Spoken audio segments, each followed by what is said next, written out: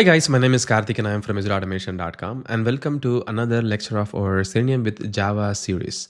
And in this lecture, we are going to be talking about testing framework. So we have been talking about writing our code in Selenium with Java, something like this so far. Like we have been writing our code in a main method because we created a class project, like a normal Java class project, and then we created writing the test code on the main method. We created the packages, of course. We also created the classes inside the package, and then we started using the main method, which was the initiation method, to perform the operation that we're looking for. For instance, launching the browsers and also navigating to the website, and to open up a home page and stuff. So we were doing all these things in the main method of the Java file. But we are going to be starting to use what is called as a testing framework to write better test, because we are essentially writing a test code, not a application code. Because what you're seeing at the moment in this line of code is mainly used while you develop an application. So that is when this kind of coding is going to be very, very essential. But if you are going to be writing a test code, you should be using what is called as a test framework. So what test framework is, and what is the test framework that we are going to be using?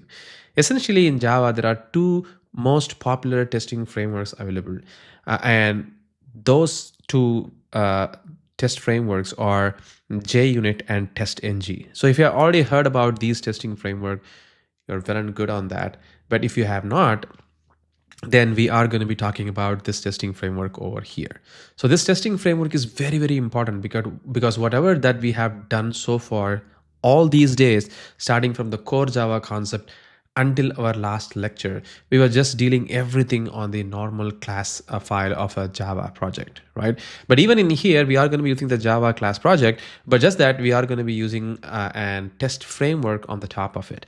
So what is TestNG framework that we are going to be dealing with in this particular lecture, as well as in the upcoming lecture? So this is the test framework that we are essentially going to be using in this particular discussion. So TestNG is a testing framework inspired from JUnit and NUnit, but introduces some new functionalities that makes it more powerful and easier to use.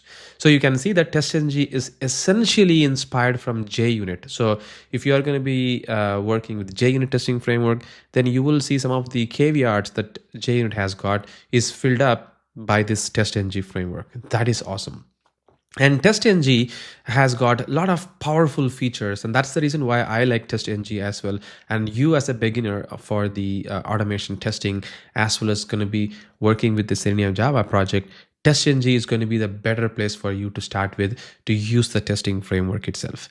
And TestNG, as I told you, has got a lot of powerful features like annotations, run your test in arbitrary big thread pools, which will make your test run in a thread-safe environment, and it is flexible to configure the test, supports data-driven testing using @data provider attribute. It also has got parameters, execution models like Suite, and also it has support of various different plugins and stuff. And that is the power of this TestNG. And we'll be revealing some of the feature in this particular lecture, but in our upcoming lectures, we'll also discuss more details about how you can do what is called as data-driven testing using TestNG and stuff. Those things we'll be discussing. But yes, this is really, really fabulous framework, and that's what we are going to be working with. So how this TestNG framework code is going to transform your code is going to be something like this, as you can see over here. You have got this main method all these days, and you write the browser creations and also the page object model code and also log off operation, everything in one single method. But using TestNG, you can use what is called as annotations, and also you can write test method like @test. So you can see that there is this here string symbol, which is basically an symbol. That is what is called as an attribute. So if anything like a text which starts with an there, it's called as annotation in Java, and that is what is being used in here. And you can see that there is something called as a before test annotation. And there is this before test annotation being decorated for a method initialize web driver. So basically we are essentially saying that before any test runs, like you can see that there is also a test method and there is a test annotation there, and you can also see that I have got a parameters annotation there. We'll be talking about those things in this particular lecture, but at least you can see now here that this before add test annotation will be executed for every single test method within this particular class file. So if you have got like 10 test methods, you don't really have to write this Chrome driver initialization and navigating to the browser every single time like what you have did over here in this main method. Rather, you can just write it in a before test annotation, and your code is always going to execute for that particular time. And that is what is going to happen even for the after test annotation, which is going to run only one time after every test execution completes. So those things are going to be very, very essential, and we'll be talking about some of these annotations in this particular lecture so that you can understand how things are working with the TestNGs and stuff. So yeah, that's about the testing framework, guys, and we are going to be discussing about TestNG quite a lot, like the basic stepping stone in this particular lecture, and we'll give you a context of how you can use the TestNG framework, how you create a TestNG.xml file, like the configuration file, which can run all your tests all in one. And those things are going to be very, very crucial part for you while you start doing the Selenium automation testing.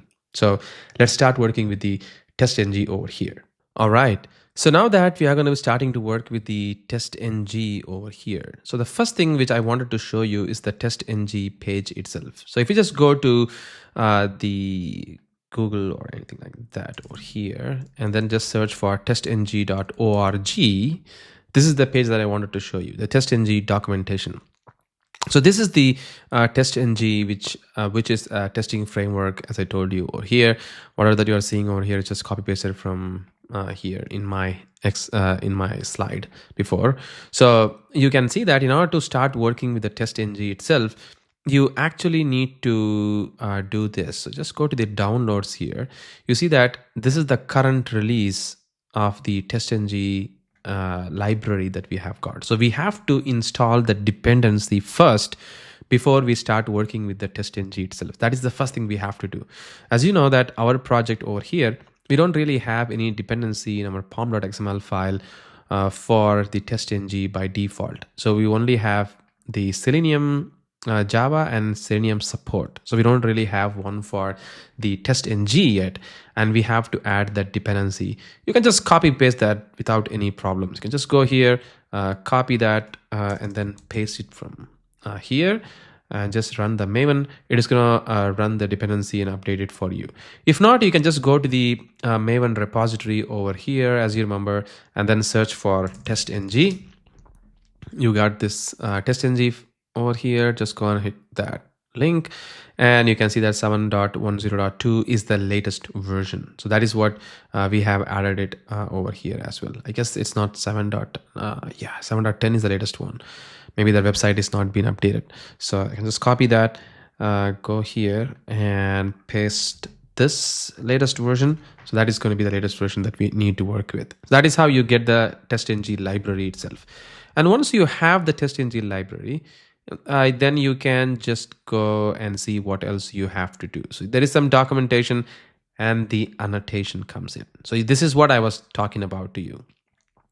This at before suite, after suite, before test, after test, before group, after group, before class, after class, before method, after method are the different types of annotations you have got.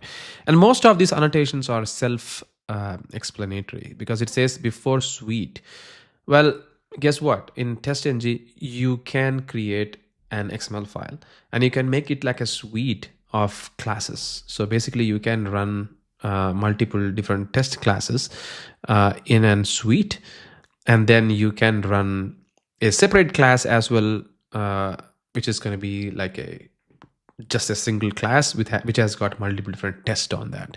So you can do all these things in TestNG. I know it's kind of confusing at the moment, like it's the first thing that we are starting it, and if I'm talking about the before suite at the moment, it's going to be a bit confusing. I don't want to go in there, but at least we have been dealing with the classes. That's why I'm just restricting you to focus on the before class, after class, before test, after test, before method and after method, annotation, something like that.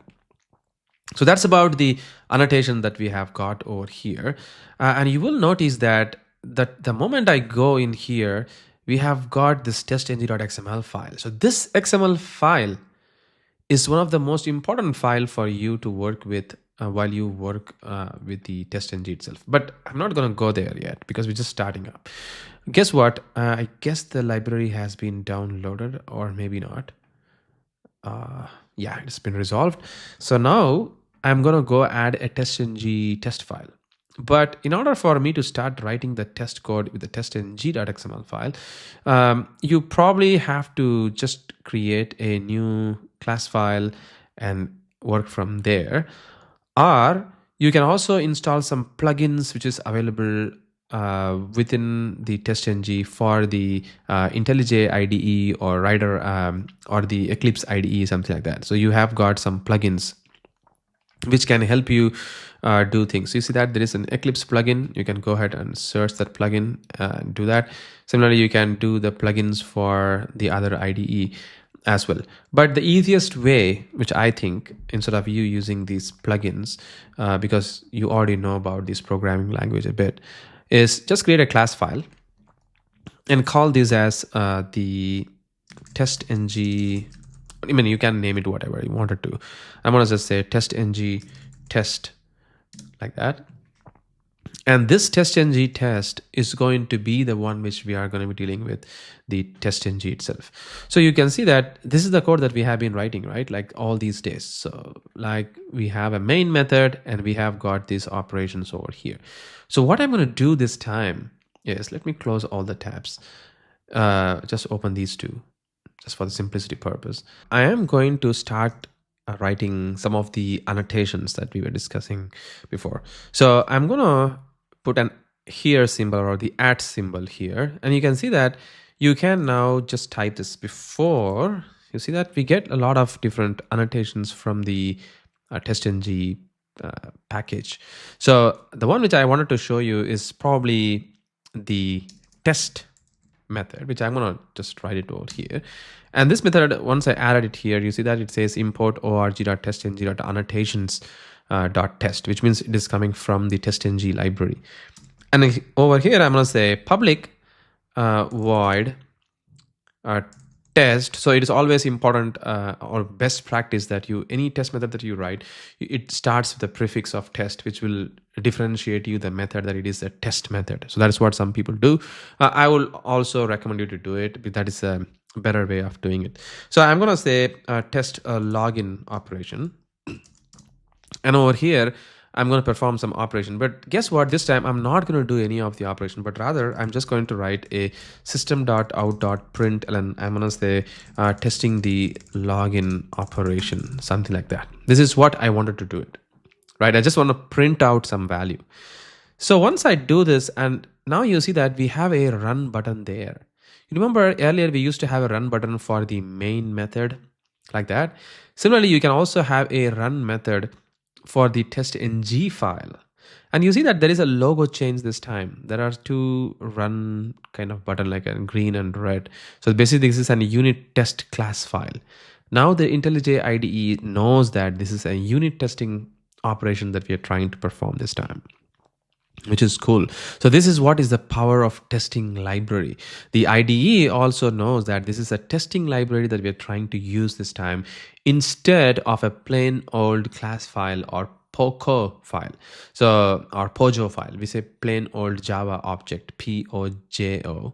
And this is the testing file. So now if I try to run this method over here, you will notice that the code just gonna build up, and then it is, you see that it's just parsing, it is running it. And you'll also notice that we are gonna have a suite. You see that now we have got a default suite, and it also has got a Selenium Java test, which is nothing but this project name. and it has got the TestNG test, which is this particular class file. And within this class file, under this class file, probably, is the test method, the test login method. And you see that all of these are in green color tick. This is what I was talking about, guys. Now we are in the business. We are doing a testing operation. And this is, it clearly tells us that this is a testing kind of execution, right? All these days, we have never seen even a single green tick because we were just using the normal Pojo class file or a plain old Java object class file. But now we are essentially using a test case class file, which is this one. And it tells us that there is an execution. And you see that now the ID also shows a green color tick there, which means the test has got passed.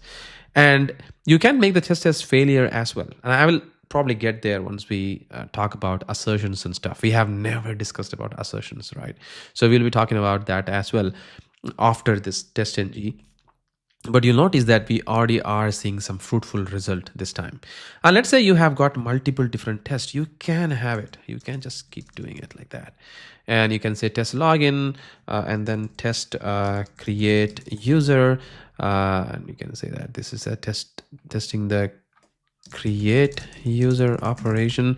And this is going to be test log off, testing the log off operation, and I'm going to say test settings, testing the settings operation, something like that. I mean, you can have multiple different tests. And if I want to execute all these tests in one single stretch, you can go ahead and click the run in the class over here. And you'll notice that all the tests are going to be executed this time for that particular class file. But you can see that this particular test is really not showing up over here, but it says me that it says a no test were found. And I have seen this issue really happening quite common with this particular IDE, which is running in my Windows on ARM machine. So I think this is the best time for me to move away from this Windows on ARM to my Mac operating system. So I'm telling you this mainly for my case, because it won't be the case for yours, because you may be running this particular operation in a Windows machine which is running on an x86 or x64-bit processor, like an Intel or AMD processor. You might not have this kind of error, because guess what, this particular IDE, the one that I have installed over here, the IntelliJ IDE, is basically basically running in an ARM-based Windows operating system. So the one which I am running in my machine is an ARM operating system, not a full-blown x86 or x64-bit operating systems. That's the reason why I get this particular error. So if I just go to my system, I can show you that this is running an Apple Silicon processor. So this is not really like a real machine. It's running on a virtual machine. So that's the reason why this problem is really happening. So what I would say, at least at this point of time, for me, it's a good time to move away from this particular machine and start using my own Mac operating system, which is this guy. So I'm going to be doing that. Don't worry about this. Like this course is not going to be hindered because of the transitioning from Windows to Mac, because we're still going to be using the same IntelliJ IDE, and we're going to be doing exactly the same operation. So there is no big change for you on the learning experience that you are going to be going through. Well, as that said, I'm going to go and open the project in the Explorer, which is this one. So I'm going to copy this entire thing, copy this whole thing, and I'm going to paste it in one of the directory. So probably I can zip this up. So let me compress to zip. I'm going to copy this and put it in my downloads folder, and I will open it in my Mac operating system right now. So that's what I'm going to be doing. And let me get away from this, and let me do it in the other screen that I have got, just to open up. Just don't want to show you some of the things which I always deal with in my personal computer. So this is the one which I'm talking about, and I'm going to be opening the IntelliJ IDE in this machine, which is the Mac operating system. And I'm going to open up the project, which is going to be on the download location. Just this guy. If I can just want to show you, trust the project, and there we go. You see that? This is the one that I'm talking about. And because we are doing it like a video recording, I don't want to have like a black screen. So I'll just make it as a, instead of a dark, I'll just make it light. And yeah, that should be good. And hit OK. This is exactly the same code, guys. There is no big difference. I'm just copy pasting it basically. And you will notice that the UI looks exactly the same. There is no change on that. It's just the same UI, same TestNG file, and same class file that we were creating in my Windows machine. This one, just exactly the same. But just that over here, this is going to be running on my Mac operating system. That's all. But the one thing which I see the caveat in the last time in Windows, you see that this particular class file, there is just one run button there. It just treats this for some reason as like a test method for some reason. I don't know why. This just shows me like a different way. It's not how it actually works in TestNG world. But if you go to the Mac, you see that there is a 2 arrow there, which means it's going to run multiple different test methods on that particular class file.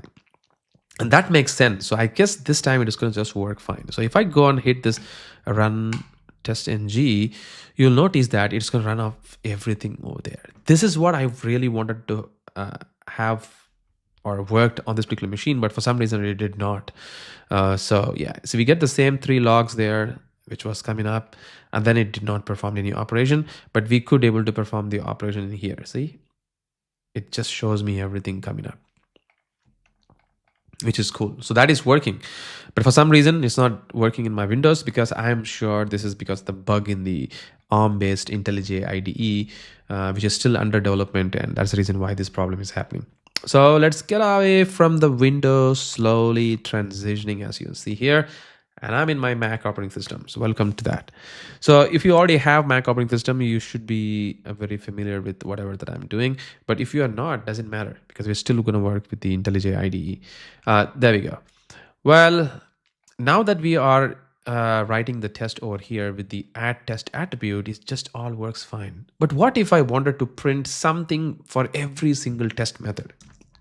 For instance, I want to execute some operation for every single test file. How should I do it? Well, guess what? Welcome to the before test annotation. This before test annotation will help you do that. So I'm going to just say public void, it's not public void run before test. And here I'm going to be writing a system.out.println.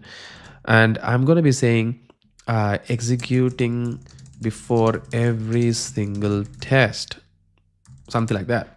So you will notice that now this time you will have this line being printed for every single test method. So if I tried running this particular test, you will notice that you see that now on this particular test, executing every single test, that's what is going to come up. So before the test execution happens, it's going to be printing that. So if you go here, you notice that this particular executing before every single test is going to come up for you.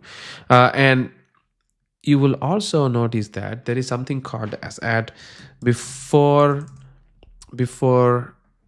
class operation. So this is going to be executed for you before every single class file. So maybe because we only have one single class file, you will notice that it is going to be printing one single class as well. So if I try to, one single method as well. So you'll notice here that this is going to be printed like that before every single test. And I was just expecting this before test for some reason to be printed for every single method, but it's not executing it that way. So this line should have been printed for every single test method, but it is not apparently, which is a bit of a change of the behavior, which I was expecting it to work like this line being printed for every single test method. I don't know why this is not really happening. Let me try running it again. Well, guess not. It's not happening. How about before, after? You see that we also have got something called as after a test method, which is going to be executed only after the test execution is fully complete. So I'm going to say public void after test execution, or whatever that you wanted to call it. And I'm going to be saying the same exact thing, executing after the test execution, after test execution. And now if I try to run the entire testing operation, you'll notice that this line of code is going to be executed after the test execution. So apparently it looks like, if you just go back to the Windows machine, just in case, if you just go to the annotations and let's read through this, the before test annotation is the annotated method will be run before any test method belongs to the classes inside the test tag is run. So which means it is not going to be running for every single test. I was wrong. Sorry about that. So I was thinking that it's going to be running for every single test. So it's not. Apparently it just runs only one single time before every test execution happens. But for some reason I just got confused. I was thinking that it's going to be running for every single test method, but apparently it's not. But you will notice that this test method is going to be running for before any test method execution happens, and after test is going to be running after all the test method execution is complete. Before method is the one which will be executed for every single method. So that is what I was about to show you. So if you just go here and let's put this before method, this is going to run for every single test method, and after method will be running after every test method execution, something like that. So now if I try to run this whole thing, you'll notice that this line, the executing before every single test, will be printed for before every single method. And then you'll also notice that the after will be printed as well. So before, after, before, after, before, after, before, after is being printed. So this is how everything happens. So hope you got the idea of how the annotation works in the TestNG world. And this is what is going to be the power of TestNG that we are going to be using starting our next lecture, to understand how we can convert our existing test code into a TestNG code, and then how we can start working with that from there. So catch you in the next one to understand even further about TestNG and how we can leverage the power of TestNG framework or test framework within our code. Catch you.